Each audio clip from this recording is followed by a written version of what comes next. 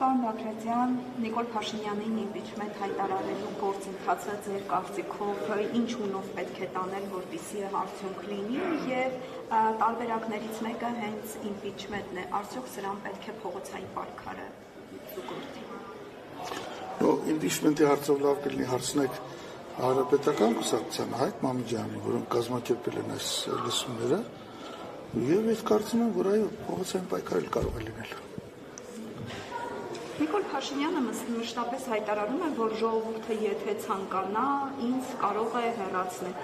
Ինչ է աղաղակում։ Սա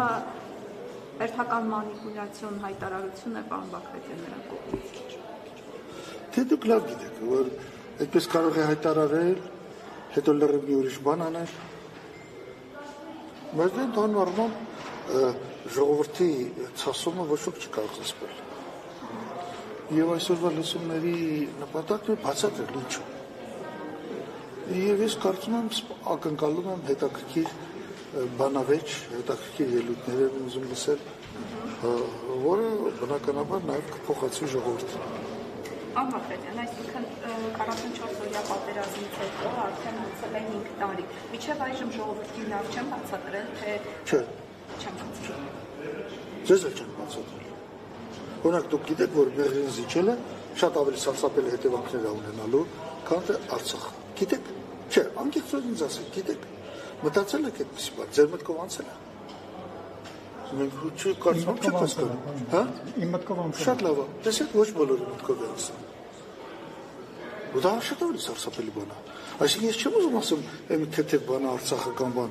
բայց հետևանքների առումով սարսափելի բան է։ Պարոն Բագրատյան, դուք այսօր ելույթ ունենալու եք, թե միայն լսում եք։ Չգիտեմ, նախ կնստեմ, կլսեմ, հետո կսմբռնեմ, խոսք ունեմ ասել եք, թե չէ, թե ավելորդ տեղը ժամանակ չխլեմ։ Պարոն Բագրատյան, երեք նաև Ալիևն էր խոսում, հա, այսպես կոչված Զանգեզուրի միջանցքից, նա հենց այդպես է բնորոշում Թրամփի ուղին Սյունիքով։ Այդպես Թրամփի ուղի չկա, այդտեղ կա Ադրբեջանի միջանցք։ Ժամանակն է դա հասկանաք։ Հայկական մեղրի կարգավիճակի վերաբերյալ Ադրբեջանի ստորագրությունը կա թղթի տակ, օգոստոսի 8-ի թղթի տակ։ Դուք հասկանում եք, վաղը եթե նույնիսկ Ամերիկան ասի, ես չեմ ուզում թող կաստեղ Ալիևն ասելով Հայաստան, նույնիսկ եթե Ամերիկան գնում է, այդ հողը քոնը չէ, 100%-ով դու չես թիրապետում այդ հողը։ Եթե ուզում ես ձեր անունն ի՞նչ է։ Զվարթ։ Եթե Զվարթ ուզում է գնա այնտեղ միտում կառուցի, թող գա Ադրբեջանից թույլտվություն ստանա։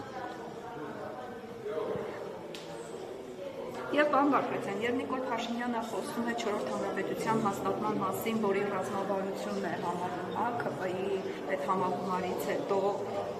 հայտարարեցին, որ դա իրենց առաջնահերթ ռազմավարությունն է, պետք է 4-րդ հանրապետություն հաստատել։ Ձեզ համար հասկանալի է սա ինչ։ Չէ, իհարկե չէ։ Մի 2 տարի առաջ Արմեն Սարգսյանն էր ասում 4-րդ հանրապետություն։ Վաղը Խաչատրյանը կարծեմ չգիտեմ, չեմ հիշում, բայց կարծեմ նա մի օր ասաց 5-րդ հանրապետություն։ Այդ բոլորը ցույց է տալի, որ այդ մարդիկ թվաբանությունից համենայնպես մինչև 5-ը լավ հաշվում են։ Լավ։